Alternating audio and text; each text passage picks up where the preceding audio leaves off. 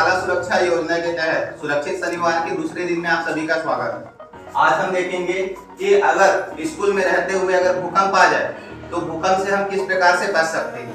ठीक है, भूकंप का मतलब क्या होता है, सबसे पहले ये बताओ। भूमि का, भूकंप दो शब्द से मिलकर बना हुआ है। भू और कम। भू का मतलब भूमि, कम का मतलब भूमि का।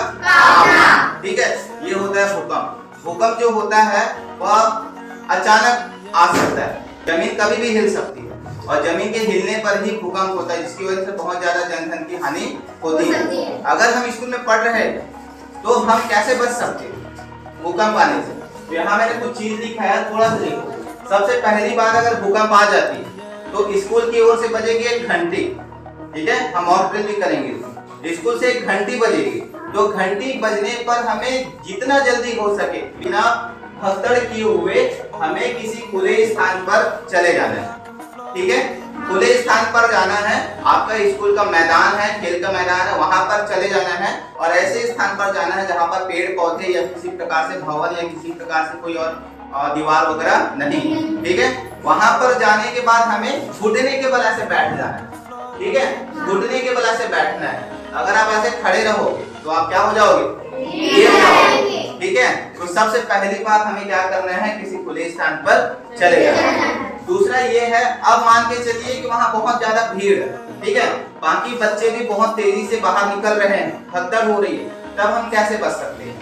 आपके पास उस समय होता है बैग। क्या होता है, बैग। और हम रहते कहाँ पर है, कक्षा में। तो सबसे ज्यादा संभावना होती है कि भूकंप की वजह से ये जो छत है, हमारे ऊपर का छत, वो छत की जो प्लास्टर है वो प्लास्टर हमारे ऊपर गिर सकता है। तो प्लास्टर से हमें अपने आप को बचाना है।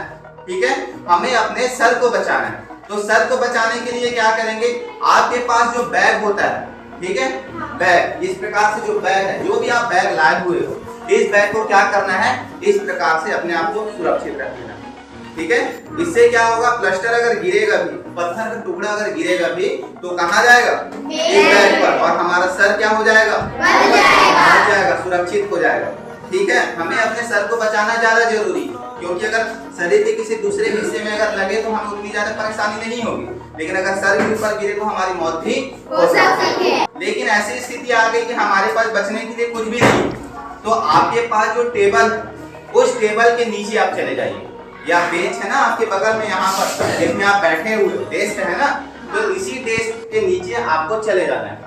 ठीक है, इससे क्या होगा, प्लास्टर वगैरह अगर गिरता है तो पूरे के पूरे डेस्क पर गिरेगा। ठीक है, और आप सुरक्षित रह सकते हो। ठीक है ना, तो हमें क्या करना है, डेस्क के नीचे बैठना है, मतलब जहां कहीं पर भी आप बैठे हो आप वहां पर नीचे बैठ जाइए।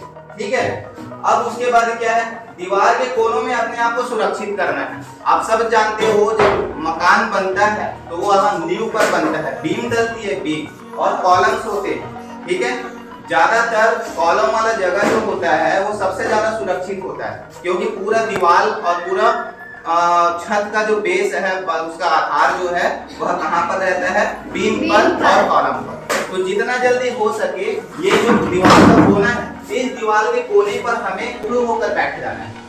ठीक है ना, तो इससे क्या होगा, अगर गिरता भी है ना, दीवार अगर गिरता है तो बीच का हिस्सा गिरेगा, इधर का हिस्सा गिरेगा, कॉर्नर का जो हिस्सा है, कोने का जो हिस्सा है वह बच जाता है। तो देखो कभी कभार होता क्या चीज है, हम लोग जिस जगह पर है वहां पर या तो हम दर्पण रखते हैं, या तो ऐसी स्थिति होता है कि छत जो है, छत के ऊपर रोशनदान वगैरह है, वहां पर कांच की कोई वस्तुएं रहती है, तो हमें कांच की वस्तुओं से दूर रहना है, क्योंकि टूटने फूटने का वहां पर भी अंदेशा होता है।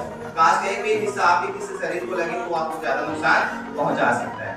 अब इतना करने के बाद भी कोई बच्चा घायल हो सकता है, घायल हो सकता है ना, किसी के ऊपर लग सकता है, ये तो हमारे बचाव के पूरे तरीके हो गए।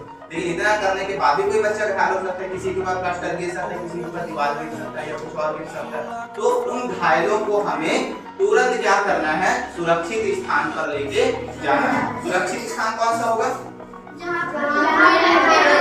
आपका खुला जगह। ठीक है, तो खुले स्थान पर उसको लेके जाना है, उसको भी सावधानी पूर्वक आपको लेके जाना है। ठीक है ना, तो इस प्रकार से हम भूकंप से बच सकते हैं। ठीक है, तो ये थ्योरिकल आपको समझ में आ गया। अब हम प्रैक्टिकल करके देखें क्या, प्रैक्टिकल करके देखें, कैसे प्रैक्टिकल करेंगे।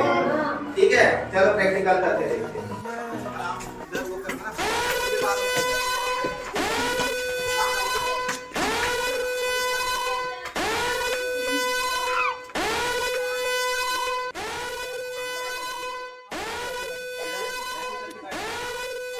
चलिए, ये तो हो गया कि हम बाहर चले जाए, लेकिन अगर हम बाहर ना जा पाए तब कैसे करेंगे? तब हमें अपने डेस्क के नीचे, ठीक है, मेरे 3 गिनने तक, 1 2 3।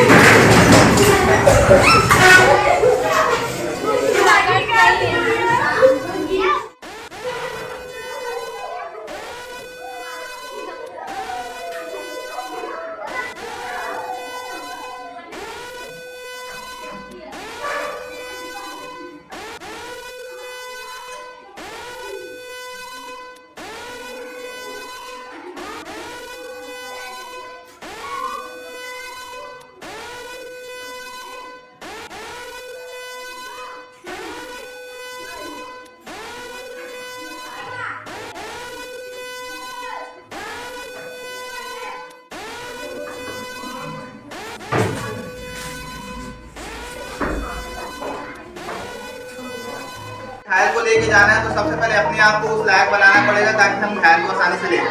तो आप क्या करोगे, एक बच्चा हाथ ऐसे रखो, एक हाथ ऐसे अगर हो गया, ठीक है, तो इस प्रकार से आप इंटरलॉक करके पकड़ोगे, ऐसा समझ रहे हो ना। अब इससे क्या होगा, आप जो पकड़े हो वो छूटेगा नहीं, सामने वाला बच्चा भी ऐसे पकड़ के रखता है और ये बच्चा भी पकड़ के रखता है। अब अगर कोई घायल है तो घायल को आपको कैसे लेके जाना है, ठीक है, तो उसको हमें सावधानी पूर्वक उठाना है, ठीक है, सावधानी पूर्वक उठाना है, बस ऐसे करके हल्के सावधानी पूर्वक, और ऐसे यहाँ पर दोनों के कंधे में रख देना, ठीक है। अब इस प्रकार से क्या करना है, आप एक बच्चे को ले गए, अब इसे हमें कहाँ पर लेके जाना है,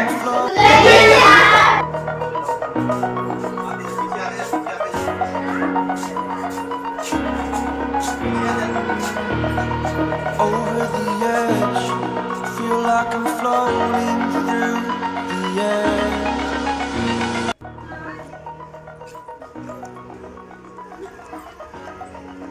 अब जितना जल्दी हो सके हमें क्या करना है, डॉक्टर को बुलाना है, डॉक्टर को बुलाना है ना, ठीक है। अब ऐसे में हम क्या कर सकते हैं, कम से कम और हानि होने से उनको बचा सकते हैं, ठीक है।